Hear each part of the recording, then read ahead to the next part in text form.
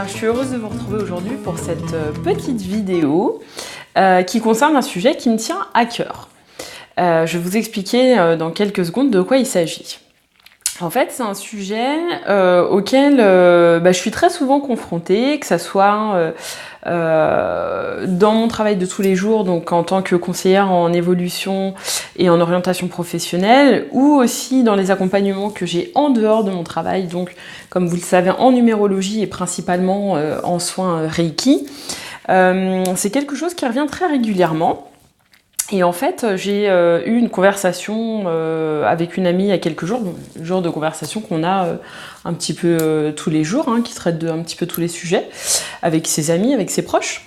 Et une fois de plus, ce qui est revenu sur le tapis, c'était ce thème-là, et ce thème, c'est les croyances. Alors, pour rentrer tout de suite dans le vif du sujet et que vous puissiez voir de quoi je parle quand je parle de croyances, parce que comme ça, croyance, ça va un petit peu tout dire et rien dire, je vais vous définir ce que c'est qu'une croyance, en tout cas du point de vue du développement personnel et du coaching. Voilà, qu'est-ce qu'on appelle une croyance ? Alors, une croyance, c'est tout simplement une pensée. C'est une interprétation de la réalité qu'on a et qu'on considère comme étant vraie. C'est ce qu'on considère comme étant notre vérité. Donc, souvent, nos croyances, on les a héritées, d'accord, dans notre éducation, dans notre culture, aussi dans les médias. Il y a plein de messages qui passent et qui s'intègrent dans nos pensées. Et après, on les considère comme étant des choses vraies. Du coup, on les remet pas en question parce qu'on considère que, par nature, elles sont vraies. Ces croyances, elles viennent aussi très souvent de nos expériences.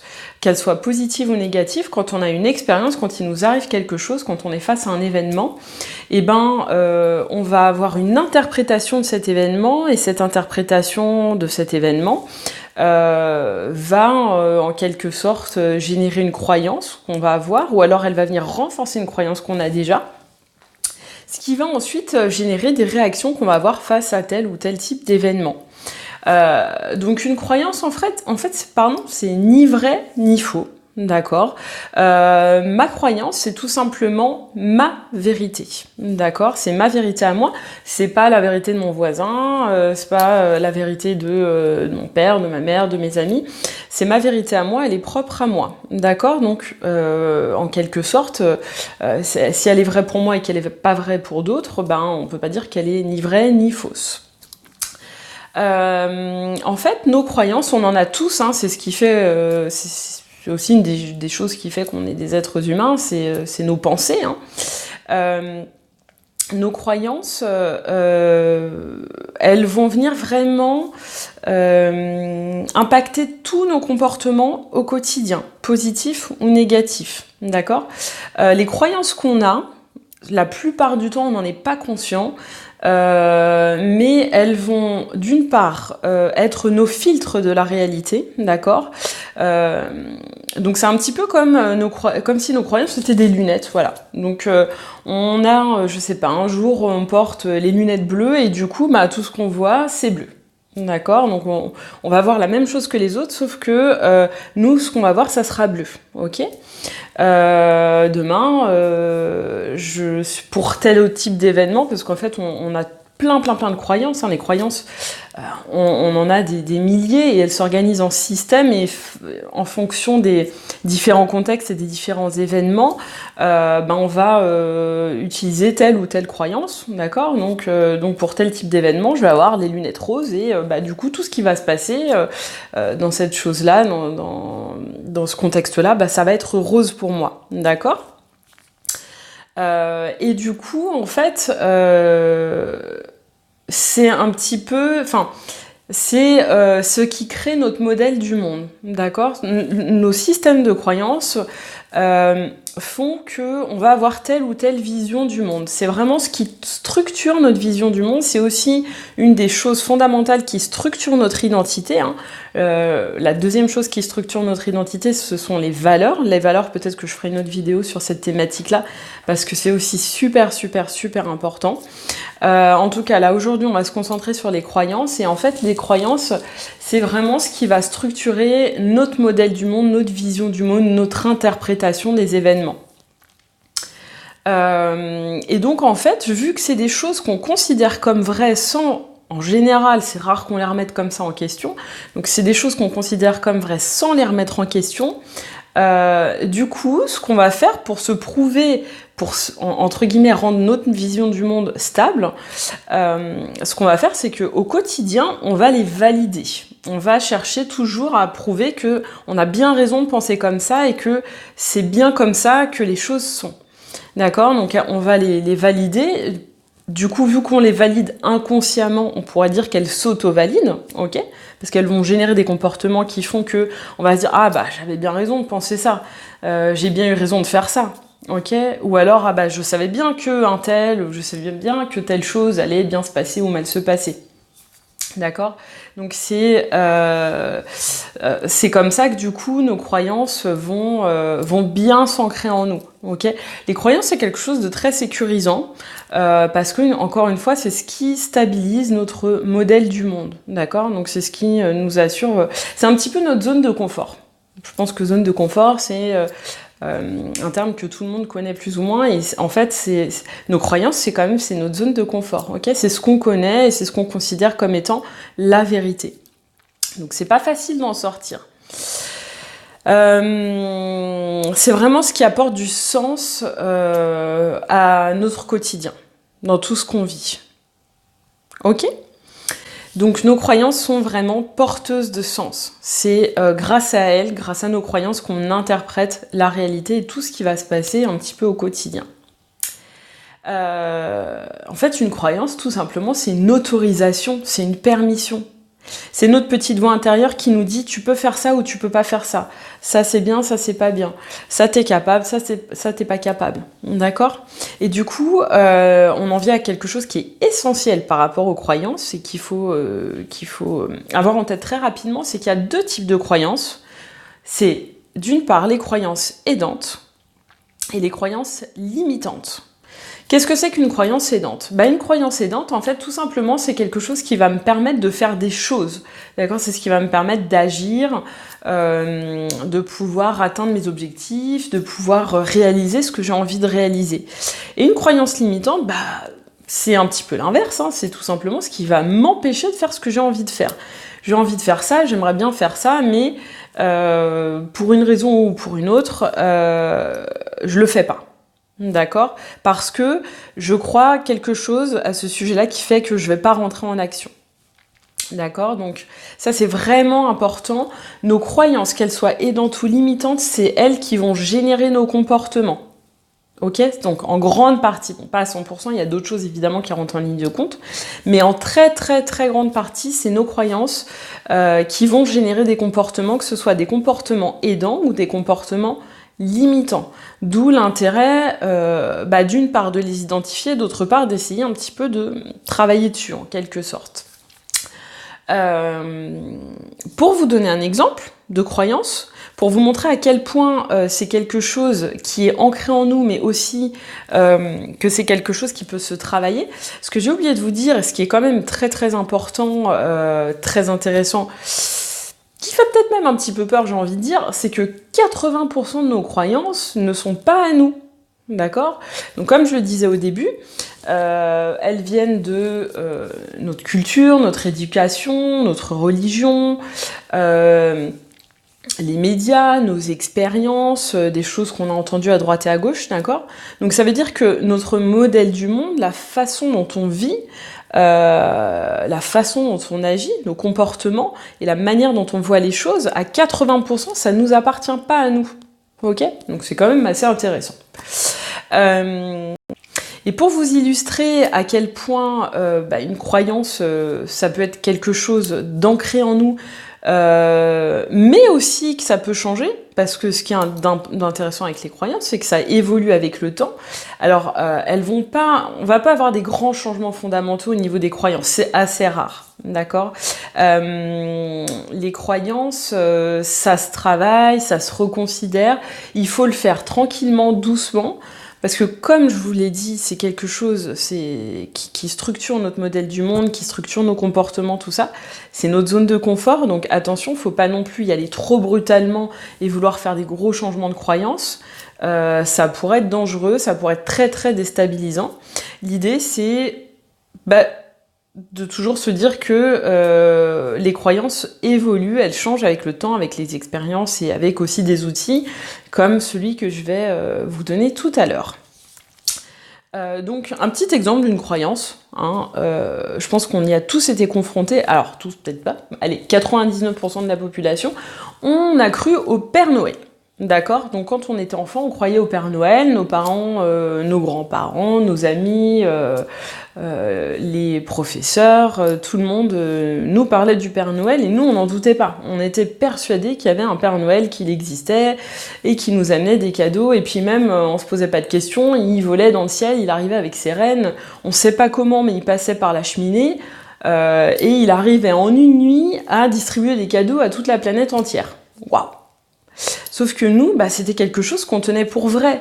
À aucun moment, en tout cas au début, évidemment jusqu'à un certain âge, à aucun moment on se posait la question de mais comment il fait le Père Noël? Est-ce que c'est vrai? Est-ce que c'est pas vrai? Tiens, c'est un petit peu bizarre, voilà. Alors il y en a peut-être certains d'entre nous qui se sont posé la question, mais quand même la majorité, non, on croyait au Père Noël parce que de toute façon c'est comme ça, le Père Noël existe. On va pas se demander s'il existe ou pas, il existe. D'accord? Et puis un jour, on a eu un doute. Alors le doute, soit c'est un camarade de classe qui nous l'a instillé, soit peut-être un grand frère, une grande sœur, quelqu'un de plus âgé qui lui savait que le Père Noël n'existait pas, ou alors c'est notre esprit logique, notre raison qui au fil des années commence à apparaître et qui nous dit tiens mais au fait comment il fait ce Père Noël là pour distribuer des cadeaux en même temps à toute la planète, comment il fait pour passer par la cheminée avec sa hotte? Et puis les rennes, depuis quand ça vole? Et là, on commence à avoir le doute, et du coup, on va commencer à pouvoir reconsidérer sa croyance. D'accord? Et à partir du moment où il y a un doute, c'est ce qui nous permet de pouvoir reconsidérer, revoir, réévaluer une croyance. Ça, c'est ce que je vais vous proposer pour que vous puissiez retravailler vos croyances. Ok? Alors, avant d'en arriver là, moi, je vais vous raconter une petite anecdote personnelle, quelque chose qui m'est arrivé. Parce que je pense que ça peut parler à tout le monde, ce genre de choses. Ok, pour vous montrer à quel point nos croyances nous conditionnent et à quel point, en fait, elles conditionnent nos comportements, à quel point elles nous autorisent à agir ou à ne pas agir, et à quel point, dans tout ce qu'on va faire, on va chercher à les valider. Alors, ma petite anecdote, voilà, c'est la suivante. Il y a un peu plus d'un an, on voulait déménager avec mon compagnon parce qu'on habitait dans mon appartement qui était quand même assez petit et on commençait vraiment à manquer de place. Et moi j'étais propriétaire de cet appartement et je me disais mais comment on va faire? Enfin moi j'ai pas envie de le vendre, mais si je le mets en location c'est pas possible, je m'en sortirai pas financièrement, ça va me coûter de l'argent, je vais jamais pouvoir continuer à payer mon crédit, je vais payer trop d'impôts, enfin c'est vraiment pas possible. Mais en même temps, j'ai pas envie de m'en séparer parce que j'y tiens, j'y suis très attachée et qu'en plus c'est quand même ma sécurité. La sécurité pour moi c'est quelque chose de très important. C'est quand même ma sécurité. Mais en même temps, on commence à étouffer, ça commence à devenir petit et on peut pas rester là. Alors qu'est-ce que je fais? Bah du coup, moi, j'étais persuadée que c'était impossible que je le loue. Moi, je me disais, tout le monde me disait, mais mets-le en location, mets-le en location. Et moi, ma croyance, c'était, non, mais c'est pas possible, c'est pas rentable de louer mon appartement. Je vais payer trop d'impôts sur le revenu. C'est pas possible, je vais perdre de l'argent. Alors, je demande pas à en gagner déjà, mais je veux juste pas en perdre. Et là, pour le coup, c'est sûr et certain, je vais perdre de l'argent si je loue cet appartement. Et du coup, cette croyance, alors je sais pas d'où elle vient, je saurais pas vous dire d'où elle vient. En tout cas, elle était là, et elle était pas ailleurs que là. Et elle était bien ancrée. Donc, qu'est-ce que j'ai fait? Eh ben, je me suis dit, bon, bah, allez, va voir quand même, fais des recherches, fais l'effort quand même d'aller voir que la réalité est bien celle que tu crois, et que c'est pas possible que tu puisses louer ton appartement. Ma démarche, c'est ça, et souvent c'est ça, quand on a une croyance limitante, c'est prouve-toi que ce truc-là n'est pas possible. Donc, qu'est-ce que j'ai fait? En me faisant croire que j'allais aller chercher un semblant de solution, en fait, je suis allée me prouver que j'avais bien raison de penser ça. Donc, qu'est-ce que j'ai fait? Je suis allée sur Internet, sur le simulateur des impôts sur le revenu. J'ai rentré mes revenus, mes revenus de mon travail. Et puis après, j'ai cherché la case de revenus locatifs et j'ai rentré une simulation de ce que j'aurais gagné si je l'avais loué pendant 1 an.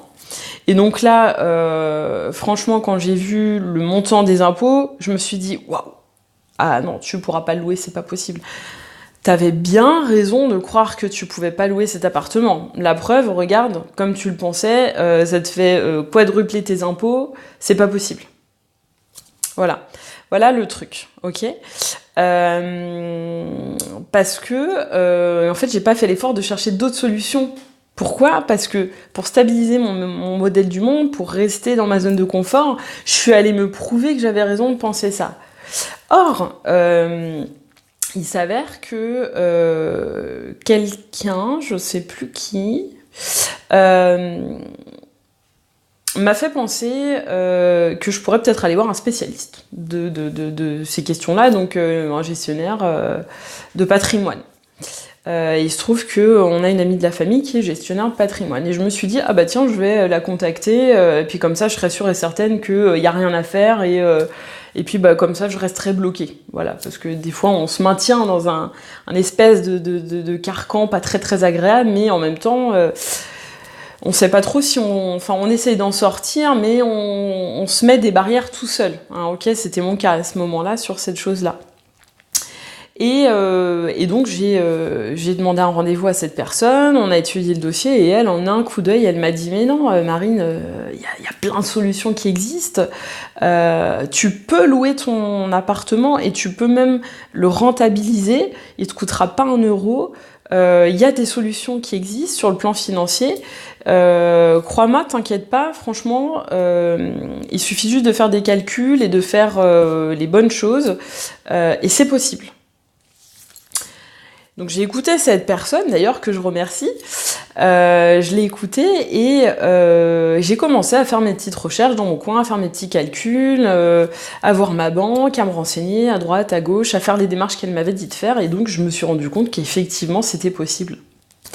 Et aujourd'hui, donc ça fait un petit peu plus d'1 an maintenant, j'ai quitté cet appartement et on a trouvé une super belle maison. Et en fait, tout ça pour vous dire, donc pas pour vous raconter ma vie parce qu'on s'en fiche, hein, honnêtement, tout ça pour vous montrer que ça c'est des choses, je pense, auxquelles tout le monde est confronté, d'accord?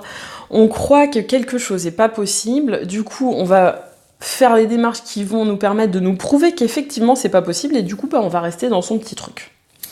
C'est pas ça à tous les coups, mais quand même bien souvent c'est ce qui se passe. Et c'est quand même bien dommage parce que du coup on s'empêche de vivre tout un tas de choses sympas parce que du coup on se fait croire qu'on fait l'effort d'aller chercher une solution, d'aller chercher d'autres possibilités, mais en fait au fond, et c'est ce qui s'est passé, regardez-moi avec mon histoire d'impôt sur le revenu, c'est ce que j'ai fait. En fait, je suis pas allée chercher à regarder exactement comment est-ce qu'on remplissait une déclaration d'impôt sur le revenu, enfin sur des revenus locatifs, comment ça se passe, c'est quoi, voilà. Je savais pas en fait qu'il y avait plein de manips à faire, je suis pas allée les chercher, moi je me suis contentée d'aller remplir ces 2 cases-là, ce qui me permettait de me prouver que, bah oui, mes impôts sur le revenu, ils avaient quadruplé et que c'était pas possible en fait. D'accord? Tout ça vraiment pour vous montrer que quand on a une croyance, on cherche par tous les moyens à la valider, et parce que quand on est persuadé de quelque chose, quand on croit dur comme fer à quelque chose, c'est quand même pas évident d'aller se dire bah, peut-être que ce que je crois c'est pas vrai.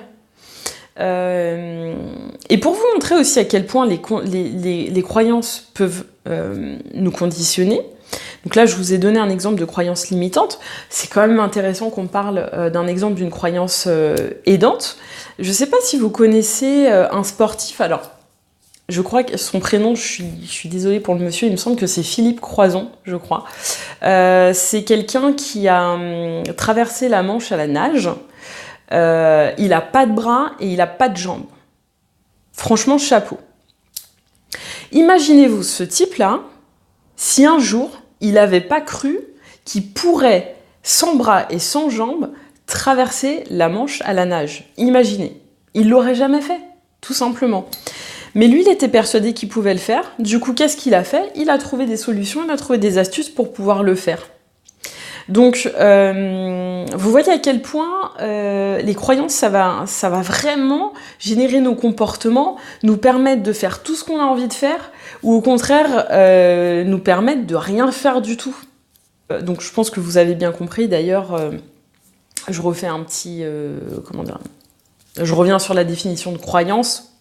Je pense que vous avez bien compris qu'une croyance, c'est quelque chose du type je suis capable de ça, je peux faire ça, je peux pas faire ça, ça c'est possible, tous les gens comme ça sont un tel, tous les gens d'ici sont comme ça, de toute façon, dans telle situation, il peut se passer que ça, je sais pas, je sais, ça peut être quelque chose de... Par exemple, je regarde par ma fenêtre, je vois des nuages, bah de toute façon, dès qu'il y a des nuages gris, c'est qu'il va pleuvoir. D'accord? Ça peut être une croyance, par exemple. Donc voilà, je pense que ça, vous aviez bien compris un petit peu quelle forme ça pouvait revêtir dans nos quotidiens. Une croyance, par exemple, pour reprendre un exemple concret, je suis nulle en maths. Je suis nulle en maths. Moi et les chiffres, c'est pas possible. Ça matche pas, on s'entend pas, c'est pas possible. Qu'est-ce qui se passe dans bien des cas? Eh ben, je me programme, ok, je programme mon cerveau, je me programme aussi physiologiquement, d'accord? Je vais programmer aussi mes cellules, parce qu'une croyance, il faut bien comprendre que c'est quelque chose de vraiment très très très ancré au plus profond de nos cellules. Je vais me programmer physiologiquement, psychologiquement, émotionnellement, à ne pas arriver à quoi que ce soit en maths. Et du coup, qu'est-ce qui va se passer? Bah, dès que je serai en cours de maths, mon cerveau il va se braquer, je vais plus rien comprendre. Je vais lire les trucs, je vais lire les énoncés, tout va se mélanger dans ma tête, voilà. Gros blocage, d'accord? Parce que je me suis dit, de toute façon, je suis nulle en maths, les chiffres et moi, ça fait 2. Et donc forcément, qu'est-ce que je vais faire? Eh ben, je vais générer le comportement qui va faire que bah, les chiffres et moi, ça fait 2, je vais rien comprendre, je vais avoir 2 à mon devoir, et quand je vais avoir mon 2 à mon devoir, je vais me dire... Ouais, Marine, t'avais bien raison de dire que t'étais nulle en maths, parce que regarde, t'as eu 2 sur 20, t'es nulle en maths, t'avais bien raison. Ok? Donc là, encore une fois, on valide sa croyance. Et cette histoire de chiffres, c'est pas anodin, hein, parce qu'au moment où j'ai découvert la numérologie, je trouvais ça génial, je trouvais ça fantastique, passionnant, enfin ça me parlait, les chiffres ça me parlait, mais au fond de moi je me disais, attends Marine, les chiffres tu sais bien que c'est pas possible. Et j'ai une amie qui m'a dit, mais forme-toi en numérologie. Et je me suis dit, non mais c'est impossible Marine, tu peux pas faire quelque chose avec les chiffres. Toi qui as de l'eczéma quand tu vois des chiffres, des équations, des calculs, c'est pas possible. Et heureusement, j'ai fait l'effort, j'ai acheté un bouquin de numérologie, et je me suis dit, bon, quand même, il y a un truc qui m'attire, il y a un truc qui me parle, je vais quand même aller voir vraiment de quoi il s'agit et si je suis capable ou pas. Et ben j'ai bien fait, parce qu'aujourd'hui, je suis numérologue et ça m'éclate. Et franchement, il n'y a rien de compliqué là-dedans. Voilà, c'est le petit point de retour sur la définition d'une croyance. Alors moi, ce que je voudrais vous donner, c'est une petite astuce. En fait, il y a plein de manières de travailler des croyances. Je pense que la première des choses à faire, c'est d'identifier quelles sont vos croyances limitantes. ok? Et pour ça, moi, ce que je fais, alors là, je vous donne mon astuce à moi, hein. Après, on a beaucoup d'outils en coaching. Moi, je suis formée, je suis praticienne en programmation neurolinguistique. Donc, en PNL, on a aussi pas mal d'outils qui nous permettent d'intervenir sur les croyances pour pouvoir aider une personne à reconsidérer ses croyances, parfois même à retrouver la croyance d'origine, pour du coup lui permettre d'étendre ses possibilités, hein. Moi, personnellement, ce que je fais, sans passer vraiment par de l'outil de coaching, c'est dès que quelque chose me bloque, dès que je me dis « je suis pas capable de faire ça », je peux pas réussir ça, ça c'est pas possible, c'est vraiment impossible. Voilà, ce genre de choses, hein. Donc moi, pour moi, voilà, la première chose à faire, hein, ma petite astuce, c'est essayer de vous poser la question, enfin, d'instiller le doute, d'accord? Déjà, première chose, repérez votre croyance. Quand je me dis que telle chose est impossible, quand je me dis que je suis pas capable de ça, quand je me dis que je peux pas réussir telle chose, la première chose à me demander, c'est qu'est-ce que je crois à ce sujet-là ou à mon sujet qui m'empêche de faire ce que j'ai envie de faire. Ok? Donc là, souvent, alors faut vous poser, faut réfléchir, faut pas hésiter à prendre de quoi noter, hein. Moi, je conseille toujours de prendre des notes parce que voilà, écrire c'est quelque chose de très important. Ça permet vraiment de verbaliser, de mettre des mots sur les choses, de rationaliser, de rendre beaucoup plus concrètes nos pensées. Donc n'hésitez pas à écrire et posez-vous la question, qu'est-ce que je crois quand je pense que telle chose n'est pas possible ou quand je pense que je ne peux pas faire ça? Ok? Donc ça, c'est une première chose qui va vous permettre d'identifier, en règle générale, vos grandes croyances. Alors, vous avez compris qu'on travaille principalement là sur les croyances limitantes parce que les croyances aidantes, j'ai envie de vous dire, on ne va pas instiller le doute, hein. D'ailleurs, de même qu'on peut mettre en doute une croyance limitante, on peut aussi mettre en doute une croyance aidante. Par exemple, j'ai une méga confiance en moi aujourd'hui, enfin en tout cas quand je fais telle chose, j'ai vachement confiance en moi. À partir du moment où il y a un doute, j'ai plus confiance en moi. Ok? Et c'est pareil pour une croyance limitante. À partir du moment où je suis persuadée que je peux pas réussir tel truc et que j'instille un doute, à partir du moment où j'ai ce doute-là, quelque part, je me dis qu'en fait, c'est peut-être possible. Ok? Donc ça, c'est la première des choses. Là, c'est vraiment... Le but, c'est vraiment, après, d'ébranler nos certitudes limitantes, encore une fois, d'accord? Les certitudes aidantes que vous avez, surtout, s'il vous plaît, par pitié, n'y touchez pas et ne laissez personne y toucher, ne laissez personne vous mettre le doute. D'accord? Par contre, là où vous vous limitez, ouais, mettez le doute. Mettez le doute, et même j'ai envie de vous dire, mettez le paquet, hein, niveau doute. Donc l'idée, après, une fois que vous avez identifié cette croyance limitante, on s'en fiche si c'est la croyance fondatrice, si c'est celle-là ou si c'est une autre. L'idée, c'est d'en identifier une qui fait partie de ce processus-là, qui vous empêche d'agir. Et une fois que vous avez fait ça, l'idée, c'est un petit peu, on va dire, de questionner cette croyance. Par exemple, en se disant, est-ce qu'il n'y a pas une autre manière de penser? D'accord? Je pense ça de tel sujet. Est-ce qu'il n'y a pas une autre manière de penser, d'envisager le problème? Je suis bloquée. Dans ma situation, il n'y a aucune solution. Je vois pas de solution. Là, la question à se poser, c'est est-ce que réellement j'ai vraiment fait l'effort de chercher des solutions? Quelles sont les solutions que j'ai cherchées? Les solutions concrètes. N'hésitez pas, encore une fois, vous prenez un papier et vous listez toutes les solutions que vous avez cherchées, histoire d'être sûr que vous avez bien creusé votre problème. Ok?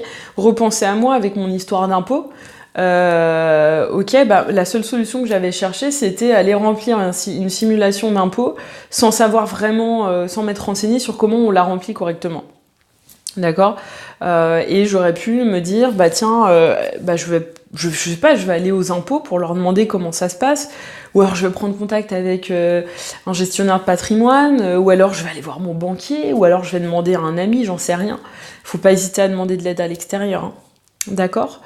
Donc ça, c'est vraiment une question très importante. Est-ce que j'ai vraiment été chercher des vraies solutions? Quand je dis des vraies solutions, c'est pas des solutions qui vont me permettre de valider ma croyance, ok? Ça n'a pas d'intérêt. Est-ce que j'ai vraiment été chercher autre chose? Est-ce que j'ai essayé de sortir de ma zone de confort? Et puis on a aussi tout un tas de croyances, par exemple, quand un tel fait ça ou quand un tel fait pas ça, ça veut dire que ça. D'accord? Ces croyances-là aussi, c'est intéressant de les retravailler parce que souvent, c'est des petits trucs qui peuvent nous bloquer dans nos vies. Et là, c'est intéressant de se demander, mais est-ce que telle chose ne veut pas dire peut-être autre chose? Par exemple,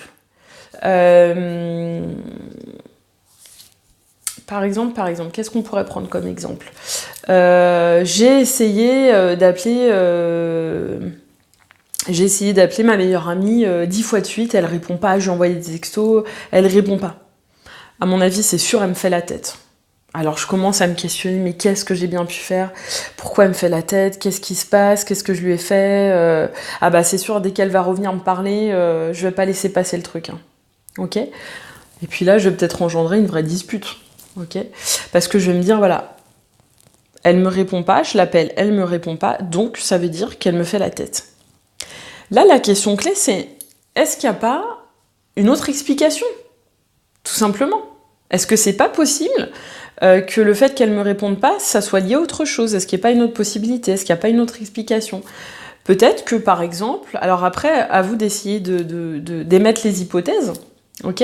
C'est pas grave qu'elles soient fondées, pas fondées, que vous y croyez ou pas, l'histoire, c'est juste de mettre le doute. Peut-être que ma meilleure amie, si elle me répond pas, c'est parce qu'elle est occupée. D'accord? Peut-être qu'elle est occupée, peut-être qu'elle est avec ses enfants, peut-être que là où elle est, elle a pas de réseau, peut-être qu'elle est pas bien et qu'elle a juste pas envie de parler, qu'elle s'est un petit peu isolée, coupée du monde, peut-être qu'elle est malade. D'accord? L'idée, c'est juste de dire peut-être. Ok? Et face à quelque chose qui m'empêcherait d'agir, ou alors un comportement que j'ai automatiquement, un espèce de comportement automatique, voilà, quand il se passe un truc, je réagis de telle manière. Des fois on se dit ouais mais je peux pas faire autrement. Donc quand on a un comportement automatique, hein, par exemple, je sais pas, on va dire que je suis quelqu'un d'agressif, de violent, c'est mon mode d'expression, la violence. Dès que quelqu'un me manque de respect, même un micro manque de respect, je sais pas, quelqu'un à qui j'ai bonjour qui me répond pas bonjour, et ben mon premier réflexe c'est quoi? C'est tout de suite la violence physique. Voilà, je commence à m'énerver et je me mets en mode fight. Et je me dis mais c'est plus fort que moi, je peux pas faire autrement. Je peux pas faire autrement, c'est comme ça que... Voilà, on m'a manqué de respect, donc je dois me battre. Ok. Là l'idée c'est tout simplement de se dire mais est-ce que il n'y a pas d'autre moyen de réagir? Est-ce qu'il n'y a pas autre chose que je pourrais faire dans cette situation-là? Et là encore une fois vous prenez votre feuille et vous vous dites tiens, quelles sont les solutions? Qu'est-ce que dans cette situation je pourrais faire? Ok? Qu'est-ce qui importe? Qu'est-ce que je pourrais faire de différent? Comment je pourrais faire autrement? Tout simplement. Concernant les croyances limitantes, c'est important aussi de clarifier un point, d'accord? Les croyances limitantes, il faut pas les confondre avec des limites, ok? On peut avoir des fois des limites matérielles, physiques, ok? Donc il faut quand même bien différencier ça, ok? Sauf que la plupart du temps, vraiment la plupart du temps, ce qui nous empêche d'agir, c'est pas des vraies limites, hein, d'accord? La plupart du temps, les limites qu'on se fixe, c'est des croyances limitantes. C'est rare qu'on ait réellement des limites. La preuve, ce monsieur-là, Philippe Croison, il est limité physiquement, ok? Il a pas de bras, il a pas de jambes. Pour autant, dans sa tête, il a aucune limite, ok? Et ça veut dire que il a rendu possible quelque chose qui physiquement, normalement, n'est pas possible. Je vous disais que quand on a une croyance, on se conditionne, et on se conditionne tellement qu'on conditionne aussi notre corps, notre cerveau, notre corps, nos cellules. Eh ben là, c'est le cas, c'est une preuve, ok? Donc surtout, dites-vous bien que la plupart de vos limites, elles sont dans votre tête. Vraiment, vraiment, ça c'est important. Et la preuve encore, ce monsieur qui a réussi à travers... Enfin, moi, je trouve ça dingue. La plupart des gens, enfin moi je pense que si j'étais née sans bras et sans jambes, je me serais même pas juste autorisée à rêver de pouvoir nager. Donc physiquement, j'aurais pas été capable de nager parce que je me serais dit que c'était pas possible. Lui s'est dit que c'était capable, alors il a essayé, il s'est entraîné, d'accord? Donc dites-vous bien, voilà, qu'il y a une vraie limite et une croyance limitante, c'est pas la même chose, mais que quand même, la plupart du temps, ce qui nous limite, ce sont des croyances et pas des vraies limites. Ce sont nos pensées qui nous limitent et pas des vraies limites. Voilà mes amis, je crois que j'ai terminé sur la thématique des croyances. Je crois que je vous ai dit tout ce que je voulais vous dire, enfin à peu près tout ce que je voulais vous dire. J'espère que cette vidéo vous a plu, j'espère surtout qu'elle vous sera utile parce que l'objectif c'est quand même qu'elle vous soit utile. Ah bah tiens, il y a du soleil juste à la fin de la vidéo. Bon, c'est pas grave, mieux vaut tard que jamais. En tout cas, j'espère vraiment que ça pourra vous éclairer. Surtout, n'hésitez pas à me poser des questions. N'hésitez pas non plus en commentaire à me faire part de vos expériences à vous. Si vous avez envie de partager, quelles sont vos croyances les plus aidantes, vos croyances les plus limitantes. Est-ce que vous avez réussi, vous aussi, des fois, à dépasser vos croyances? N'hésitez pas à revenir en arrière, à faire des petits flashbacks dans vos vies. Et vous verrez que vous aussi, parce qu'on le fait naturellement, instinctivement, hein, au fur et à mesure de nos expériences, on revoit nos croyances. Alors peut-être pas des fois hyper en profondeur parce que, encore une fois, c'est rassurant de garder ses croyances, mais quand même on fait évoluer ses croyances et heureusement parce que sinon on aurait quand même du mal à avancer. En tout cas voilà, j'espère que ça vous aura été utile et n'hésitez pas à ouvrir le débat en commentaire. Je vous fais des gros bisous. Ciao ciao.